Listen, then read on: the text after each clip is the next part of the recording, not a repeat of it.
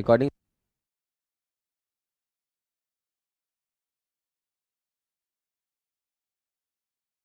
चलिए, अब यहां पे देखिए, हमें ये आत्मा के बारे में बात करें तो पहली हेडिंग हमारी क्या आएगी?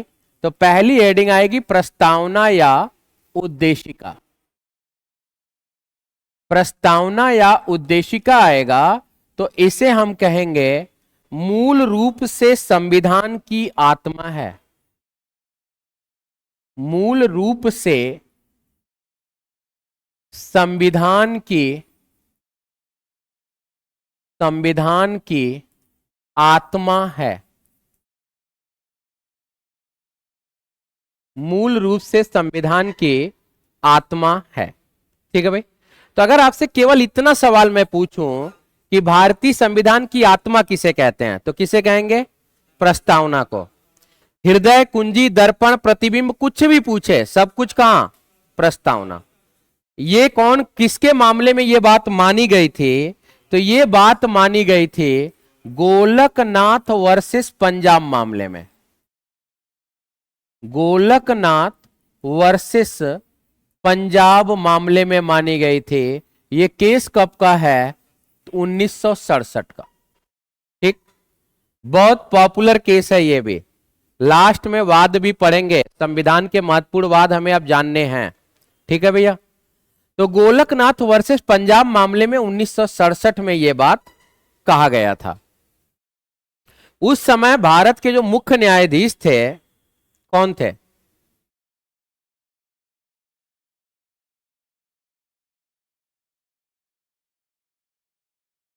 गजेंद्र मुधोलकर जो थे वो इस मामले में निर्णय सुना रहे थे। लेकिन उस समय भारत के जो मुख्य न्यायाधीश थे वो थे मोहम्मद हिदायतुल्ला।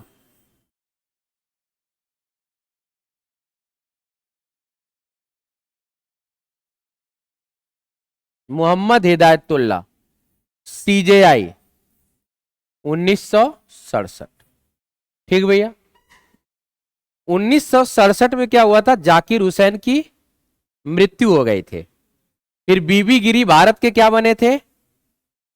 उपराष्ट्रपति से कार्यवाहक राष्ट्रपति, क्योंकि राष्ट्रपति की मृत्यु हो गई तो कार्यवाहक राष्ट्रपति कौन बनेगा? जो उपराष्ट्रपति वो बनेगा। इतना क्लियर हुआ। अब बीबी गिरी ने क्या किया? त्यागपत्र दे दिया। भारत के पहले उपराष्ट्रपति जिन्होंने त्यागपत्र दिया, बीबी गिरी।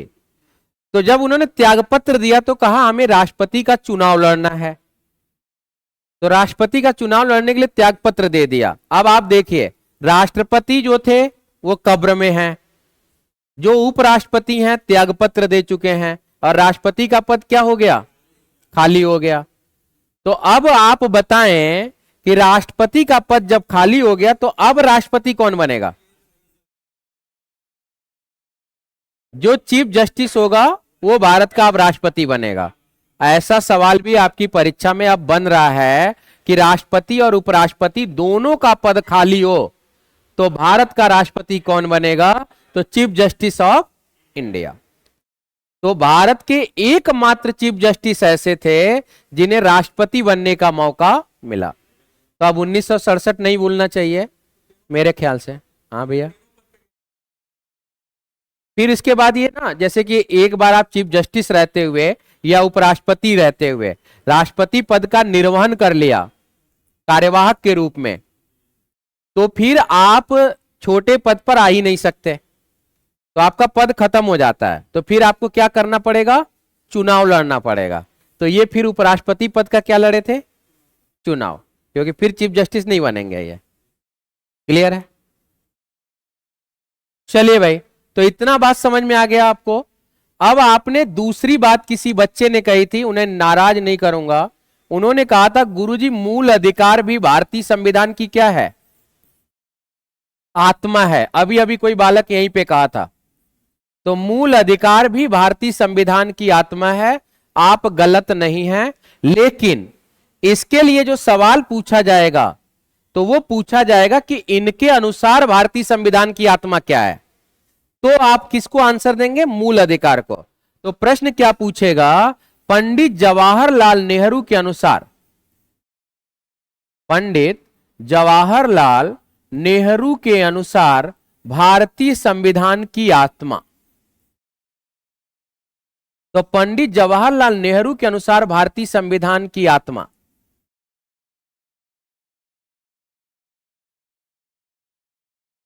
कौन हो गए भाई? मूल अधिकार। तो कोई मूल अधिकार वाले भैया थे, वो निराश नहीं होंगे।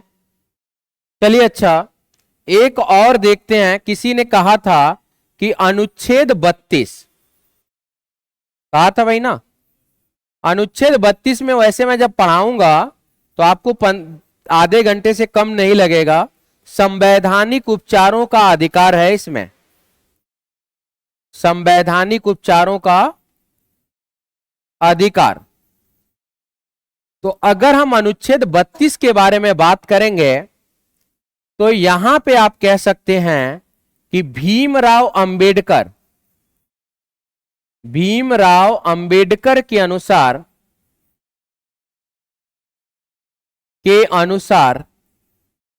संविधान की आत्मा माना गया है।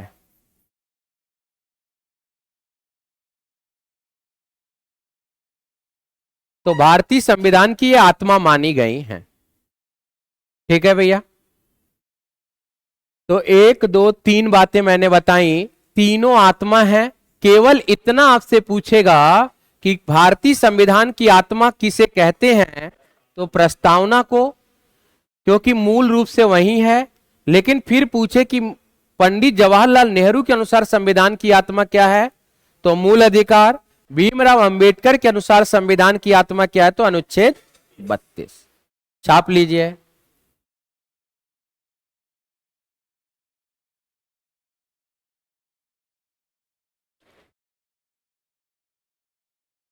हो गया भैया?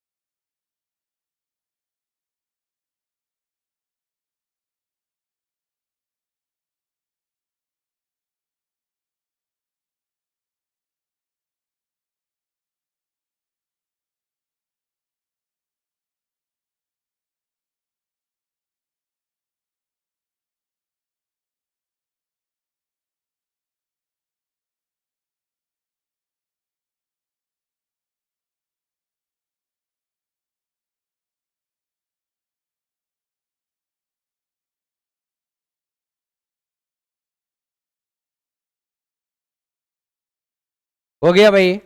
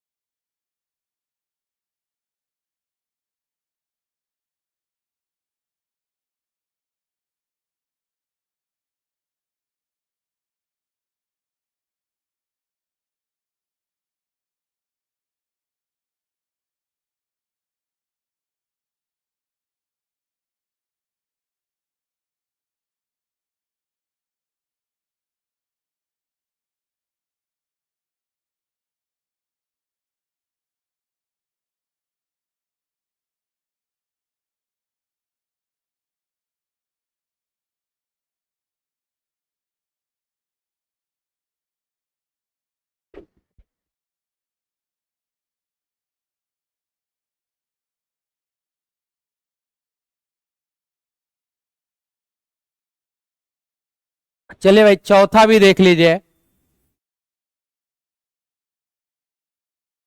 एक बात आती है भाग 3 में क्या आएगा भाई? अधिकार। तो भाग 3 में आपका आ जाता है मूल अधिकार।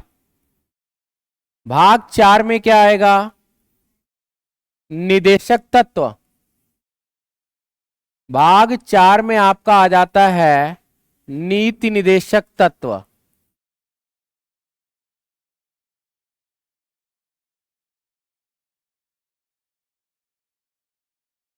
यहां पे आप कहेंगे ग्रेनवेल ऑस्टिन के अनुसार, ग्रेनवेल ऑस्टिन के अनुसार,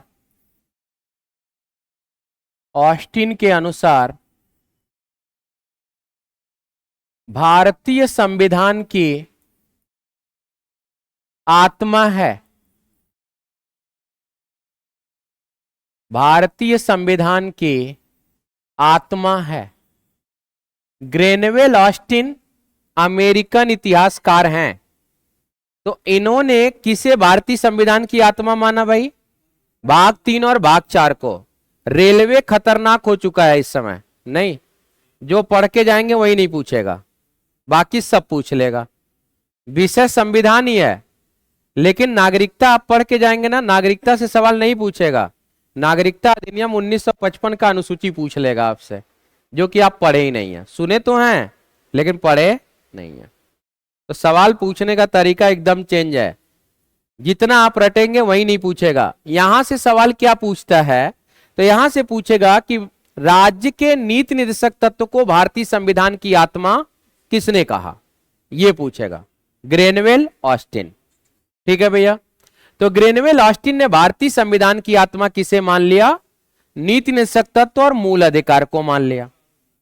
चलिए अच्छा, कुछ बातें जानते हैं इसी पार्ट में स्टार बना करके। एक शब्द आया आत्मा, यह शब्द किसने दिया? जैसे आपने कहा ना भारतीय संविधान की आत्मा, तो यह आत्मा शब्द किसने दिया? चलिए, आत्मा शब्द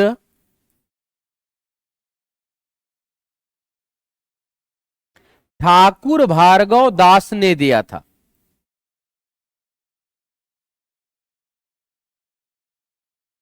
भार्गव दास ने दिया था। तो आत्मा शब्द देने वाले व्यक्ति कौन हो गए? ठाकुर भार्गव दास। इसी तरह से एक शब्द आई कुंजी। कुंजी शब्द किसने दिया? तो कुंजी शब्द आर्नेस्ट बारकर ने दिया था। आर्नेस्ट बारकर ने दिया था।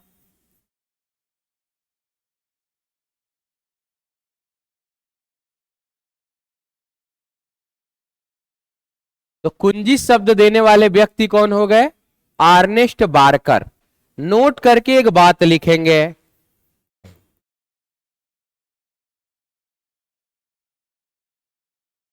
अब तक की सबसे बड़ी न्यायपीठ किसके मामले में बैठी थी भाई? अब तक की सबसे बड़ी न्यायपीठ केशवानंद भारती मामले में। न्यायपीठ पुस्तक में लिखिएगा 13 न्यायाधीश। केशवानंद भारती मामला।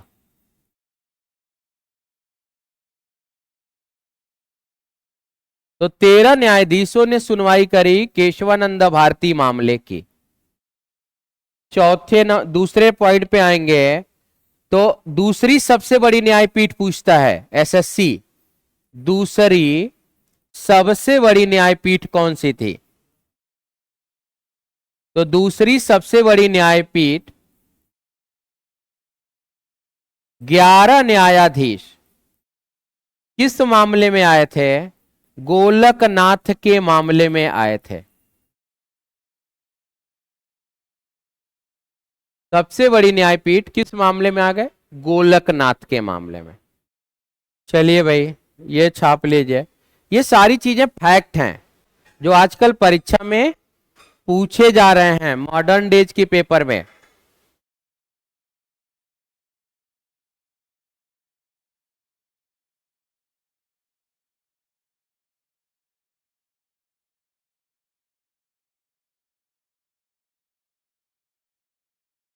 कर लिया भाई, छाप लिया सभी ने? खंबा लगा के क्यों बैठे भैया, कोई हेडक है? नहीं। देखिए भाई, मेरी नजर हमेशा चश्मे वालों पे रहती है, ध्यान रखिएगा ये बात। कल से चश्मा के आने की जरूरत भी नहीं है, दिखेगा नहीं ना। तो मुझे ये लगता है कि आपकी आंखें यूं ही कमजोर नहीं हो गई हैं, पढ़ पढ़ के आपने अपनी आंखों को कमजोर कर लिया है। बाकी सच्चाई क्या है वो तो आप ही जानेंगे, है ना। तो जितना मोटा ग्लास वाला चश्मा रहता है उतना ही मैं उस बच्चे को इंटेलिजेंट समझता हूं। तो सबसे पहले सवाल किससे पूछा जाएगा? चश्मे वाले से। पूछने का भी दिन है मेरा, ये मत समझिए कि मैं केवल पढ़ाता जाऊंगा। 300 का हॉल होता था तब भी, चाहे 1 घंटे मैं उस दिन कुछ ना पढ़ाऊं, लेकिन पूछूंगा जरूर। मेरा ये मानना है कि आप 60 नंबर का पढ़ के जाएं तो 60 नंबर का करके आए। आप 100 नंबर का पढ़ के जा रहे हैं, करके कितने का आ रहे हैं? 30 नंबर का, क्या फायदा है? तो 100 नंबर का पढ़ना आसान है या 60 नंबर का? 60 नंबर। मतलब जितना पढ़े ठोस पढ़ें, ताकि आपको पता हो कि अगली बार मैं और क्या तैयार करूंगा तो सफल हो जाऊंगा। तो 2-4 अटेम्प्ट में आप क्या हो जाएंगे? सफल हो जाएंगे। नहीं तो फिर अटेम्प्ट पे अटेम्प्ट लेते रहिए, कोई दिक्कत नहीं है। ठीक है भैया, छाप लिया, चलें आगे। चलिए अब समझने की बात, ये बारी आ गई, बहुत लिख लिया आपने। देखो भाई, हमारा संविधान बन के तैयार कब हुआ? 26 नवंबर 1949 को ना। लागू कब हुआ होगा भाई? 26 जनवरी 1950। कितना समय का अंतराल आ गया?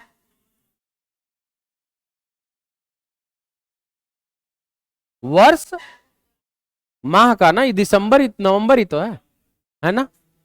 अब रेलवे इतना खतरनाक है कि उसने ये लागू कब हुआ कब बना ऐसा कुछ नहीं पूछा। उसने कहा ये 2 माह का जो अंतराल है संविधान बनने और लागू होने के मध्य, उसे हम किस नाम से जानते हैं?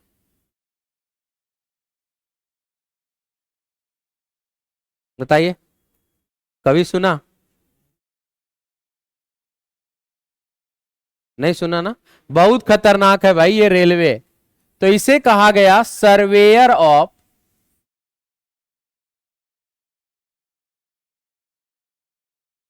डेमोक्रेटिक इंडिया, यानी लोकतांत्रिक भारत का सर्वेक्षण कहा गया इसे। सर्वेयर ऑफ डेमोक्रेटिक इंडिया के नाम से इसे जानते हैं, लोकतांत्रिक भारत का सर्वेक्षण। देखिए भाई, हम चाहते तो अपना संविधान 26 नवंबर को ही लागू कर देते, कोई समस्या नहीं थी, लेकिन पंडित जवाहरलाल नेहरू ने ही मना कर दिया। वो कारण भी जानेंगे कि हम अपना संविधान 26 जनवरी को ही क्यों लागू किए थे। पता होगा और लोगों को संविधान 26 जनवरी को ही क्यों लागू हुआ?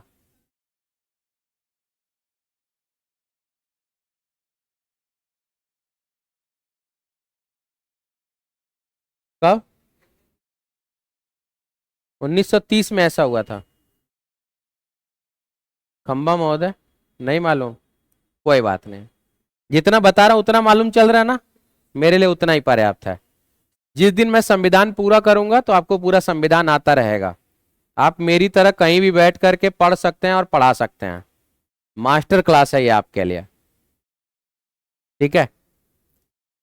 चलिए, इस पर भी आएंगे। अभी जो सवाल आपसे पूछा था आपने जवाब तो दे ही दिया, टेढ़ा सोजा जो आता था सीधा दिया है सभी लोगों ने। जो 1930 वाले सबने सीधा जवाब दे दिया है अपना। चलिए देखते हैं कितना सीधा है। सबसे पहले स्टेप बाय स्टेप चलते हैं। 26 नवंबर 1949 एसएससी ने पूछा कि इसे हिंदी में क्या कहेंगे।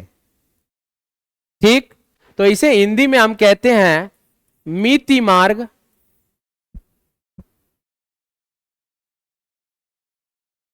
शीर्ष शुक्ल सप्तमी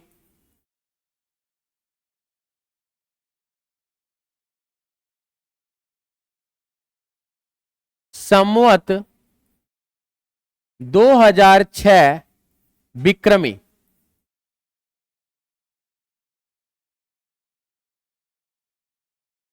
ठीक भैया, हमारे यहां दो पक्ष चलते हैं, कृष्ण पक्ष और शुक्ल पक्ष। तो ये कौन से पक्ष में बना? शुक्ल पक्ष में बना है। तो आपका जब विवाह होगा तब पता चलेगा कि ऐसा कुछ तारीख सर ने भी हमें बताया था। ठीक है कि ये विक्रमादित्य वाला है, राजा विक्रमादित्य को तो सुना ही होगा आपने। तो हमारा जो हिंदू कैलेंडर है वो इसी तरह से पढ़ा जाता है। जो आप पढ़ते हैं वो ग्रिगोरियन है, इंटरनेशनल कैलेंडर है। ठीक है, तो अभी हम कौन से कैलेंडर का यूज कर रहे हैं भाई? ग्रिगोरियन का। अभी ये हिंदू कैलेंडर के आधार पे हमारा हो गया मिति मार्ग शीर्ष शुक्ल सप्तमी संवत 2006 विक्रमी। ठीक है भैया, आइए अब यहां पे देखिए दूसरे पार्ट पे आते हैं। संविधान बनने में समय कितना, लिखिए नहीं, ये लिखना आपकी मर्जी रहेगी, बस लिखना नहीं है, समझा रहा हूं मैं बस। संविधान बनने में कितना समय लगा भैया? 2 साल 11 माह 18 दिन। पैसा भी खूब खर्चा किया हमने, 64 लाख रुपया, 63,96,96,000 है ना। तो 64 लाख रुपया लगभग खर्चा किया। सबसे ज्यादा खर्चा किस पे हुआ भाई? एक बार मोदी जी का आंकड़ा निकल के आया था कि मोदी जी सबसे ज्यादा खर्चा कहां करते हैं? कहां करते हैं? विदेश यात्रा पर करते हैं। तो हमारे संविधान के लिए भी विदेश यात्रा हुआ था। हमने 60 देशों का भ्रमण किया था, तब जाके कहीं हमारा संविधान बना था। तो पैसा खर्चा सबसे ज्यादा कहां हो गया? विदेश यात्रा पे, यहां भी। चलिए, तो 2 साल 11 माह 18 दिन लगा संविधान बनने में। कितने अनुच्छेद आए मेरे भाई? भाग कितना था? अनुसूची कितनी थी? वर्तमान में इनकी संख्या कोई शक नहीं है। चलिए, अब देखे गणना के आधार पर अनुच्छेद पूछ लेता है कि वर्तमान में कुल अनुच्छेद कितने हैं। तो कहिएगा 470 से अधिक अनुच्छेद हो चुके हैं। वर्तमान में भाग कितने हैं? 25 हैं। अनुसूची अभी भी 12। कहेंगे गुरुजी ये कैसे हो जाता है? नहीं पता चला ना कैसे होता है। जैसे मान लीजिए मैं भाग लिखूं तो मैं लिख सकता हूं भाग में, भाग 1 संघ राज्य क्षेत्र, भाग 2 नागरिकता, भाग 3 मूल अधिकार, भाग 4 डीपीएसपी, भाग 4 का क मौलिक कर्तव्य, भाग 5 संघ। इतने पे देखते हैं आप। मूल रूप से ये गिनती कितनी है? 5 5 है ना। लेकिन अगर इसे गिने तो कितनी गिनतियां हैं? 6 आएगा। तो ऐसे ही जो जुड़े हुए हैं ये वाले लोग, इन्हें जब काउंट करते हैं तब इनकी संख्या कितनी हो जाती है? 25। हाँ, अनुच्छेद के आधार पे 470। और अगर हम क ख को ना गिने तो मूल रूप से कितने अभी भी हैं? 395। गिनती समझ में आ गई कि कैसे गिन रहे हैं? ठीक है भैया, चलिए कुछ चीजें आपको दिमाग में रखनी है ताकि सारा काम नोट्स पढ़ के ना हो जाए। ठीक है भाई, चलिए ये क्लियर हो गया कि क्यों ऐसा है। अब देखिए भाई, हमने अपने संविधान में से 15 प्लस 1 अनुच्छेद यानी कुल कितने भाई? 16 अनुच्छेदों को तत्काल लागू कर दिया इसी दिन। बाकी शेष अनुच्छेद कब लागू किए भैया? शेष अनुच्छेदों को हमने पूर्ण रूप से लागू किया 26 जनवरी 1950 को।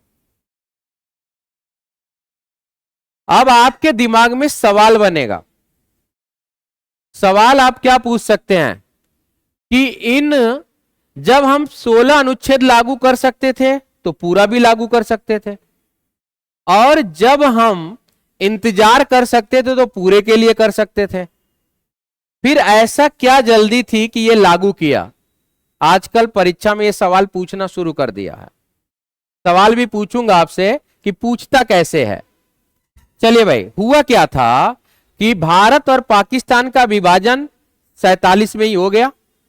अब लोग इधर से उधर, उधर से इधर आ रहे थे, जा रहे थे, तो उन्हें क्या, जो पाकिस्तान से भाग के भारत आ रहे थे उन्हें नागरिकता देनी थी। तो नागरिकता के प्रावधानों को हमने यहां पे क्या किया, तुरंत ही लागू कर दिया। उसके लिए हमने 26 जनवरी का इंतजार नहीं किया। अब कोई भारत का नागरिक होगा तो वोट करेगा, तो वोटिंग के लिए क्या चाहिए, मतदाता सूची।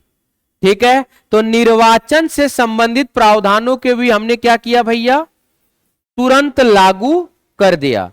अब इन प्रावधानों पर कानून कौन बनाएगा? भारत देश में कानून कौन बनाता है? संसद। तो यहां पर जो तीसरा था, संसद के प्रावधानों को भी हमने क्या किया भैया, तत्काल लागू कर दिया। तो ये 15+1 अनुच्छेद कौन से थे, कौन कौन प्रावधान थे? नागरिकता के, निर्वाचन संबंधित और संसद के संबंधित प्रावधानों को तत्काल लागू कर दिया। कुल 16 अनुच्छेद लिखा है मैंने। ऐसे क्यों लिखा है ये पूछना चाहते हैं आप, कि डायरेक्ट 16 क्यों नहीं लिख दिया आपने? तो भैया ये 15+1 को दूर इसलिए किया ना कि ये अनुच्छेद 394 है आपका। ये सिर्फ इतना बताता है कि ये जो 15 अनुच्छेद हैं ये भारतीय संविधान के हैं। ठीक, तो ये 15 अनुच्छेदों का क्या देता है, परिचय। ठीक भैया, पता चल गया। तो ये कौन सा अनुच्छेद है, 394, जो ये कहता है कि ये जितने अनुच्छेद हैं 15 के 15, ये कौन से संविधान के हैं, भारत के संविधान के हैं। इसीलिए इसे मैंने क्या कर दिया, अलग कर दिया।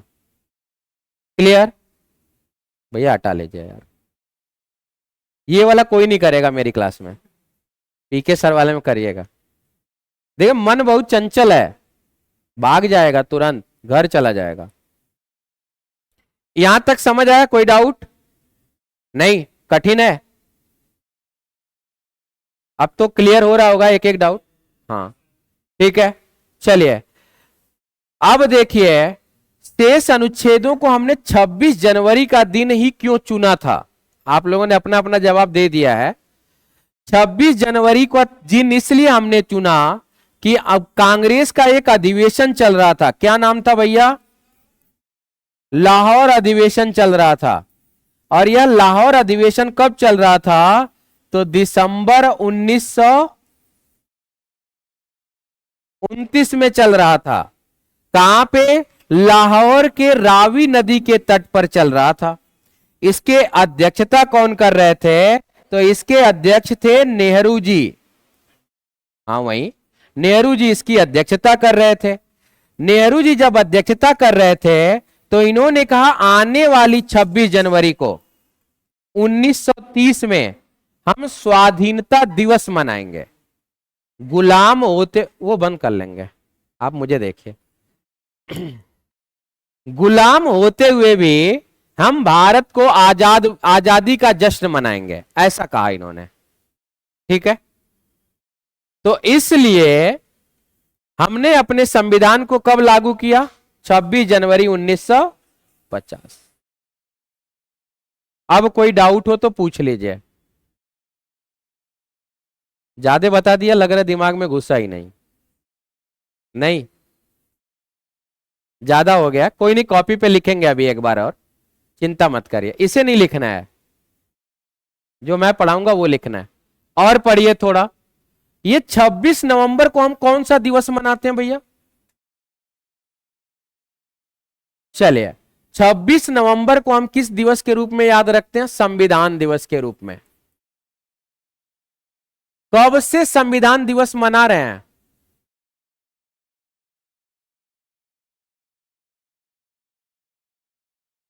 और जब से संविधान बना तभी से?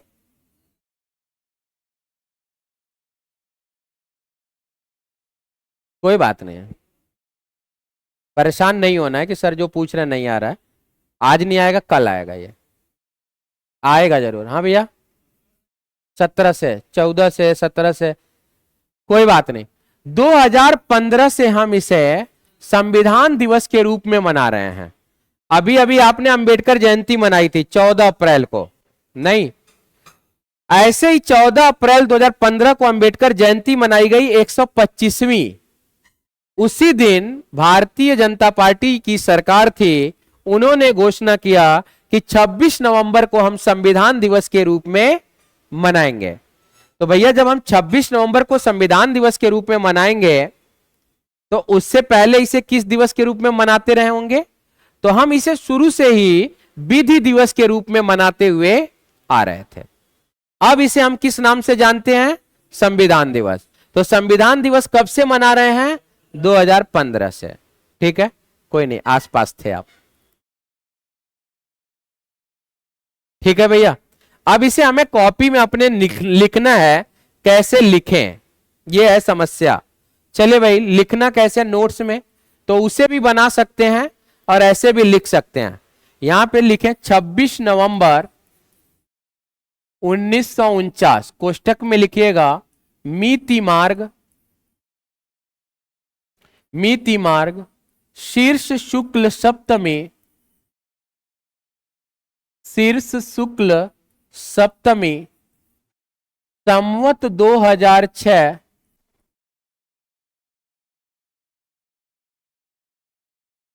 कोष्टक बंद। 26 नवंबर 1949 को 2 साल 11 माह 18 दिन बाद, 18 दिन बाद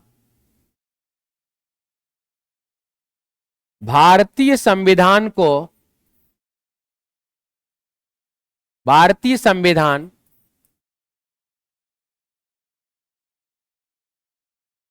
बनकर तैयार हुआ।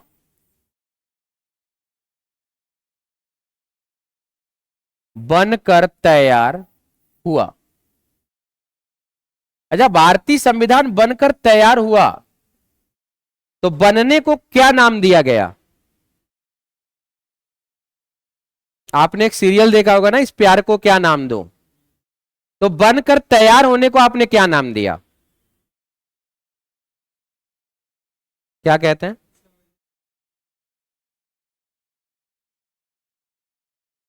इसी दिन हमारा संविधान क्या हो गया? अंगीकृत।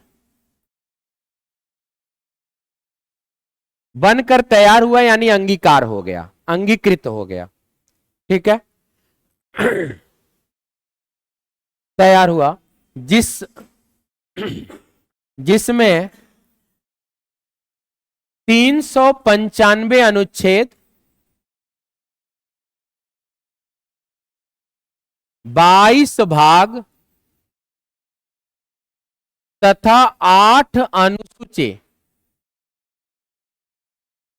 अनुसूची। वर्तमान में कितना भैया मेरे?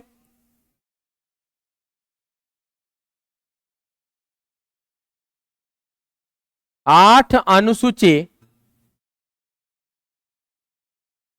शामिल है।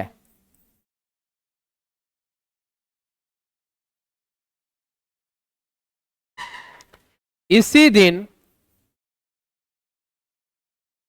भारतीय संविधान को, भारतीय संविधान को अधिनियमित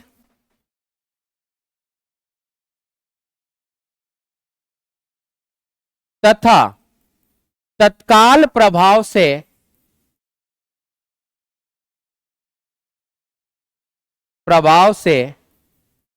भारत की जनता को आत्मार्पित किया गया।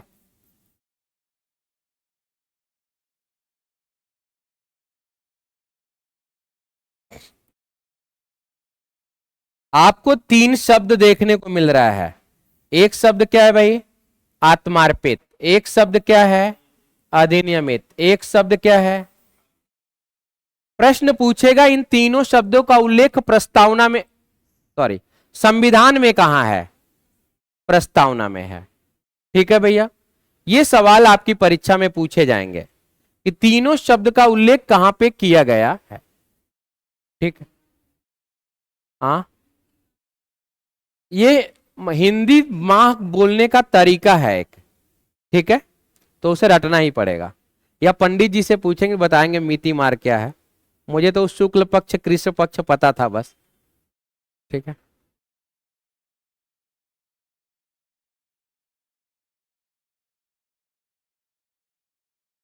हो गया भाई। चलिए, तो हमने अगर आपसे सवाल पूछे कि भारत के संविधान को भारत की जनता को कब सौंपा गया,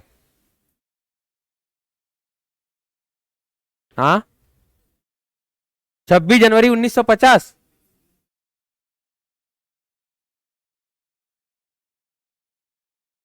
49 में, 50 में, सभी लोग 50 में। बहुत लड्डू खाए हैं इतने साल तक आप लोग स्कूलों में, कैसे भूल सकते हैं, है कि नहीं। चलिए भाई, भारत के संविधान को भारत की जनता को सौंपा गया 26 नवंबर 1949 को। साफ साफ लिखा है कि इसी दिन, मतलब किस दिन, 26 नवंबर 1949 को भारत के संविधान को भारत की जनता को तत्काल रूप से क्या कर दिया गया, आत्मार्पित कर दिया गया, यानी सौंप दिया गया। तो भारत का संविधान भारत की जनता को कब सौंपा गया भैया, 26 नवंबर 1949 को। हो गया क्लियर। थोड़ा मैं कठिन टॉपिक से शुरुआत ही करता हूं, थोड़ा सा कठिन लगेगा, जैसे आगे आगे बढ़ेंगे मजेदार होता चला जाएगा। ठीक है भैया, चलिए, थोड़ा है टिपिकल ये, इसीलिए लोग इतिहास से पढ़ाना शुरू करते हैं ताकि आप एडमिशन एडमिशन ले लें, फिर तो जैसे चलेगा सब आपको करना ही है। हमारा काम है कि पहले हम आपको वो दिखाएं जो आपको समस्या करता है, फिर उसके बाद तो बाकी तो चल ही जाएगा। ठीक है, चलिए, छाप लिया इतना, जनता को आत्मार्पित किया गया। ठीक है, 15+1 अर्थात कुल 16 अनुच्छेदों को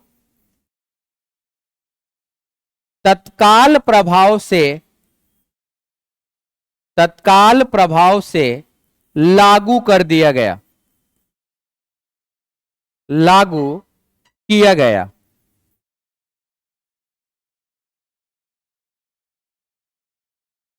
ठीक, तो ये 16 अनुच्छेद भी किस दिन लागू हुए भाई,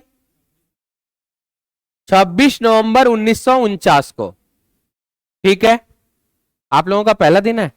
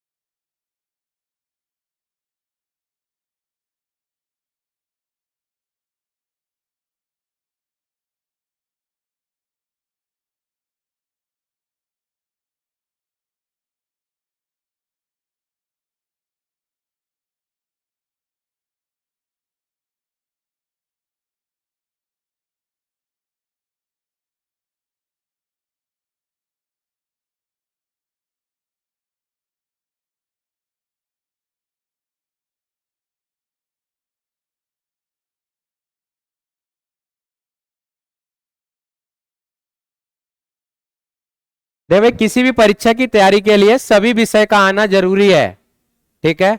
और जब हम कभी तैयारी शुरू करें तो हमें फाउंडेशन बेस से हमेशा तैयारी करनी चाहिए। तो जैसे अभी मैथ का फाउंडेशन चल रहा है, जीएस का फाउंडेशन चल रहा है, तो आपको मैथ, रीजनिंग, जीएस सबको पढ़ना चाहिए, सबको एक बराबर नजर से हमें देखना है। हम क्या करते हैं, किसी 2-4 विषय को हवा बना देते हैं कि ये पढ़ेंगे तभी होगा, नहीं तो हम फेल हो जाएंगे, ठीक है। तो उसमें ऐसा कहीं परीक्षा में नहीं लिखा है कि अगर आप गणित के सवाल हल करोगे तो 2 नंबर मिलेगा और जीएस के सवाल हल करोगे तो 1 नंबर मिलेगा, लिखा है कहीं? नहीं, सब 2-2 नंबर ही देके जाएगा आपको। अब कठिन से कठिन गणित भी हल करके आएंगे तो भी उतना ही नंबर मिलेगा आपको, ठीक है। तो सभी विषय को समान रूप से आपको तैयार करना है। जैसे कि मैं अपने या किसी टीचर के बारे में बात करूं या यहां जब बैठे छात्रों के बारे में, तो आप सभी को पता होगा कि हमारा पढ़ते पढ़ते कोई एक विषय एकदम स्ट्रांग हो जाता है तो बाद में हम उसी विषय के मास्टर बन जाते हैं, और जिनका सभी विषय आता है वो सफल हो जाते हैं। और हम जब तैयारी शुरू करते हैं तो हम किसी की भेदभाव करके तैयारी खुद ही शुरू करते हैं। कहीं मैथ को ज्यादा टाइम दे रहे हैं, जीएस को कम टाइम दे रहे हैं, उसे अलग ही रखा है क्योंकि हमें आता ही नहीं। हमें सबसे ज्यादा टाइम किसे देना है? जो हमें नहीं आता। लेकिन बच्चा सबसे ज्यादा टाइम किसे देता है? जो उसे आता है, ठीक है। तो थोड़ा सा शेड्यूल को बांटना पड़ता है, अपने आप को सेपरेशन से या इंडिविजुअल से बाहर निकाल करके डिस्ट्रीब्यूशन लाइन में लेके जाना पड़ता है।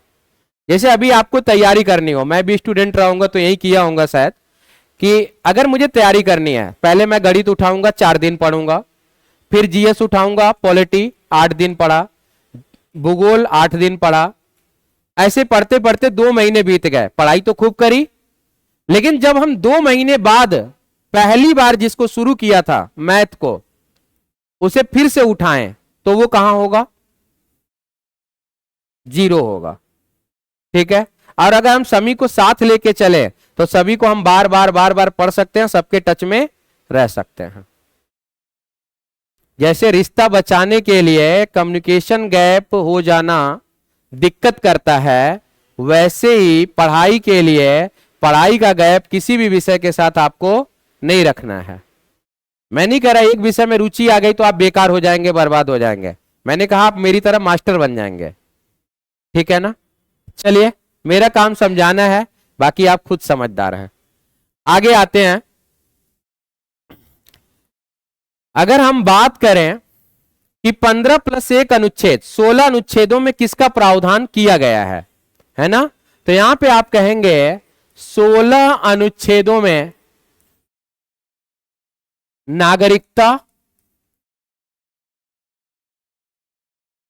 अंतरिम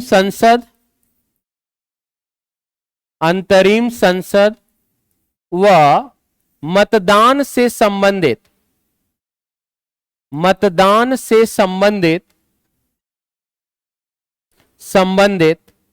प्रावधान किया गया है। मतदान से संबंधित प्रावधान है, पहले ही बताया था। चलिए देखते हैं कैसे। प्रश्न आपसे पूछेगा भाई, नागरिकता का प्रावधान कब लागू किया गया? नागरिकता के प्रावधान कब लागू किया गया? विकल्प देखिए, आपको इसका आदत हो गया है। 1950, 1949, 1952, 1956। आंसर क्या देंगे? यही सही उत्तर है। कहीं 26 जनवरी 1950 के चक्कर में पड़े तो मामला खत्म है आपका। क्लियर हो गया? एक एग्जांपल और बताइएगा, हमने अपना निर्वाचन आयोग कब गठित किया? 52 में। मुझे लगता है कि 25 जनवरी 1950 को किया था। 25 जनवरी को हम कौन सा दिवस मनाते हैं? अब पता चला क्यों मनाते हैं, क्योंकि इसी दिन हमने अपना निर्वाचन आयोग गठित किया था। अब देखिए, इसे संविधान लागू होने के एक दिन पहले कर दिया, संविधान लागू होने के एक दिन पहले। कैसे किया भाई? क्योंकि हमने मतदान से संबंधित प्रावधानों को कब लागू कर लिया था? 49 में ही कर लिया था। क्लियर हो गया? अब यहां से पता भी चल गया कि सर सही बता रहे हैं। नहीं, अब भी नहीं पता चल रहा? चला ना? चलिए फिर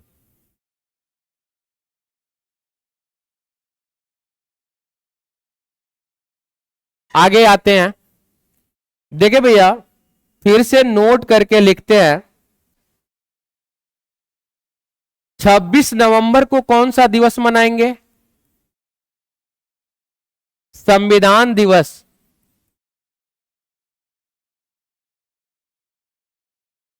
25 जनवरी को कौन सा दिवस मैंने बताया भाई? मतदाता दिवस। 26 जनवरी को कौन सा दिवस होगा? गणतंत्र दिवस के रूप में मनाया जाता है। यह पहला नोट है मेरा। दूसरा नोट क्या है भाई? संविधान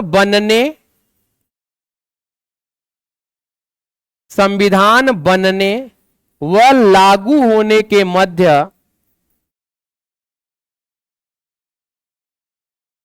2 माह का अंतराल है। 2 माह का अंतराल है, जिसे सर्वेयर ऑफ डेमोक्रेटिक इंडिया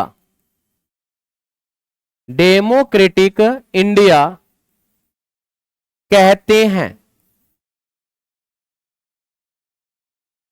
जिसे सर्वेयर ऑफ डेमोक्रेटिक इंडिया कहते हैं। हो गया भाई? छाप लीजिए। डेमो खत्म हो गया आप लोगों का ना? 3 दिन का था। पहले से कोई संविधान पढ़ा है भाई आप में से? तो पहले में आप में अंतर है, थोड़ा बहुत अंतर है। चले भाई, कोई भी नोट्स मिला लीजिएगा। जिस दिन टॉपिक पूरा करूंगा मैं खुद ही बता दूंगा कि आप अपने सवालों को खुद हल करेंगे।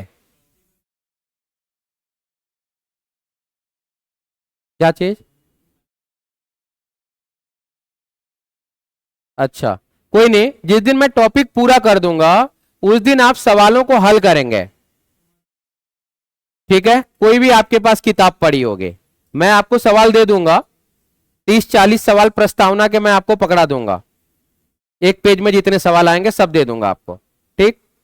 वो मेरा काम है। लेकिन आप अपने से किताबों के सवाल भी हल करेंगे, क्योंकि जब तक किताबों के सवाल या टेस्ट सीरीज के सवाल हल नहीं होंगे मेरा पढ़ाने का कोई मतलब नहीं है।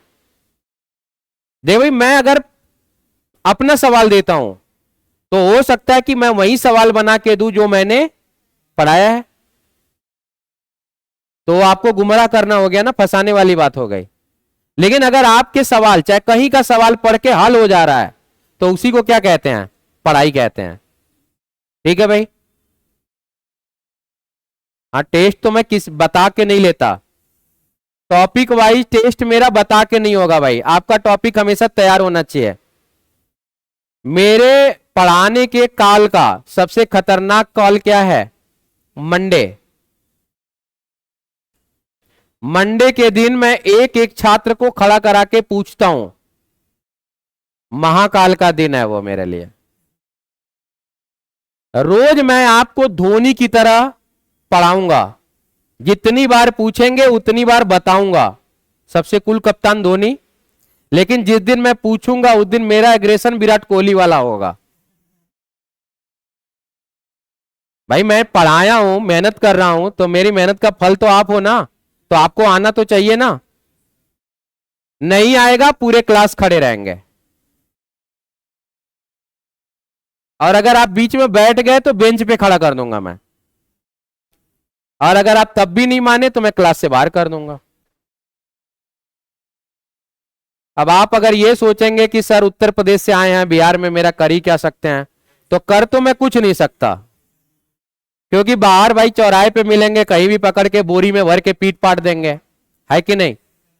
पहले के लोग मास्टर को पीट देते थे, तो जैसे मास्टर को पहले के लोग कैसे पीटते हैं, उनका घर का आदमी है उसे भी पीट देते थे। तो कहते थे कि तुम लोग जाके बस बोरी उड़ा देना, फिर हम पीटेंगे, उसे पता भी नहीं चलेगा किसने मारा। ठीक है, तो ये हालत है मास्टर बेचारे के। लेकिन हम जब इंजीनियरिंग कॉलेज में थे तो हमें बताया जाता था, मास्टर साहब खुद ही बताते थे कि जब तक इंजीनियरिंग कॉलेज के मास्टर को छात्र पीट ना दे तब तक इंजीनियरिंग कॉलेज के मास्टर को समझ ही नहीं आता कि बच्चा मुझसे पढ़ना चाहता है। ठीक है, तो इसीलिए मैं पहले से सावधान हूं।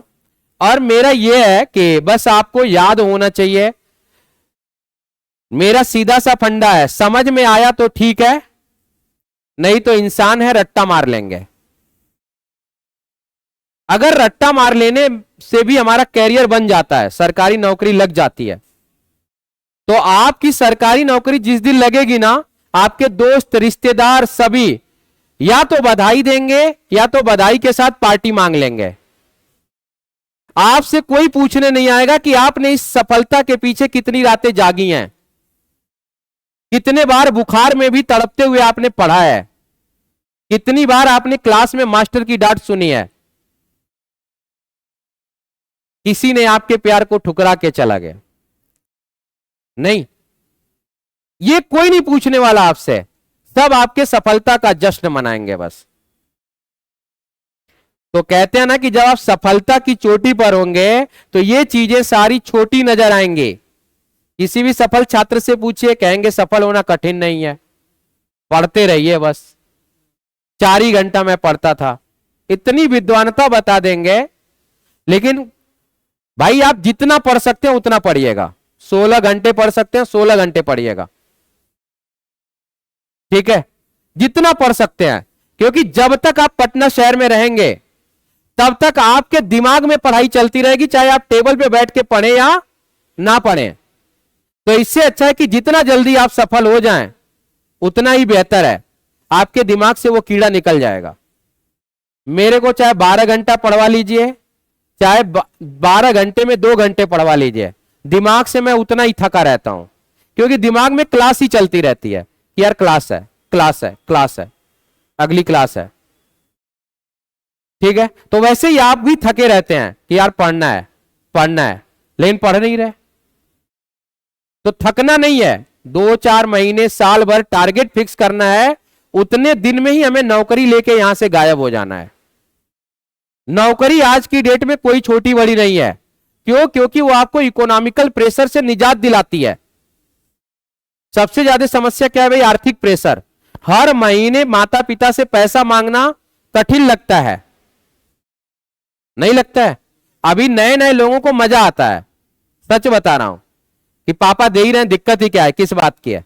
लेकिन वही चीज हर महीने करना पड़े तो टफ हो जाएगा वो आपके लिए, 1 साल 6 महीने बाद कठिन हो जाएगा। तो जिस 1 साल में आपको मजा आ रहा है, उसी मजे मजे में ही आपको इसका कष्ट का आभास भी ना हो और आप सफल हो जाएं। इतनी मेहनत करनी है। और कहते हैं ना कि शिद्दत से किसी को चाहो तो पूरी कायनात लग जाएगी मिलाने में।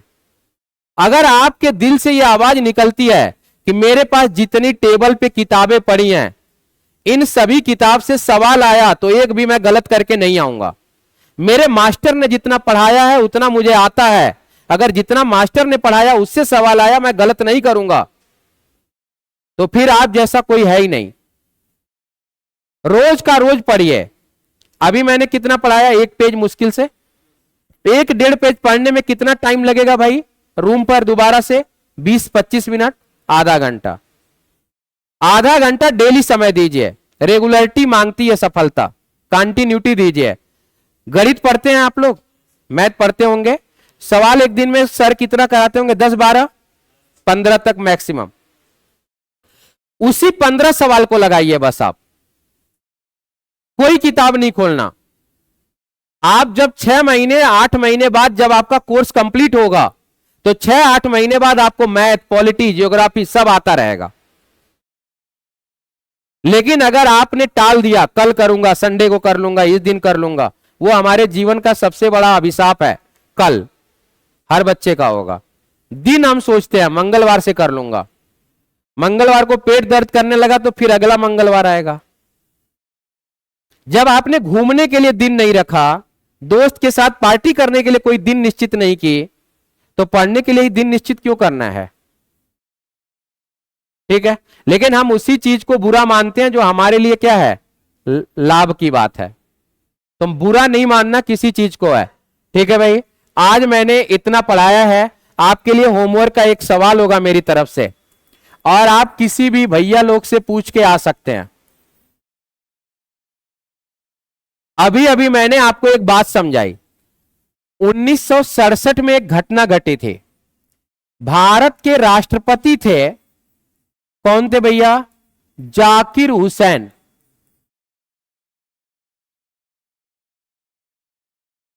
इनकी क्या हो गई? भारत के पहले राष्ट्रपति जिनकी कार्यकाल के दौरान मृत्यु हो गई। ठीक, इनके मृत्यु के बाद उस समय भारत के क्या थे एक भाई? उपराष्ट्रपति। ये क्या बन गए? कार्यवाहक राष्ट्रपति बने। कार्यवाहक राष्ट्रपति बनेंगे ना, क्योंकि राष्ट्रपति का पद खाली नहीं रह सकता। ये कौन थे भैया? वीवी गिरी। बीवी गिरी ने क्या दिया भाई? त्याग पत्र दिया, इस्तीफा दिया। फिर इसके बाद भारत के राष्ट्रपति कार्यवाहक के रूप में कौन बने? चीफ जस्टिस ऑफ इंडिया बने थे, और उस समय मोहम्मद हिदायतुल्लाह भारत के चीफ जस्टिस थे। इतना तो क्लियर है। ये जो बीवी गिरी, जो भारत के वाइस प्रेसिडेंट हैं, इन्होंने अपना त्यागपत्र किसे दिया?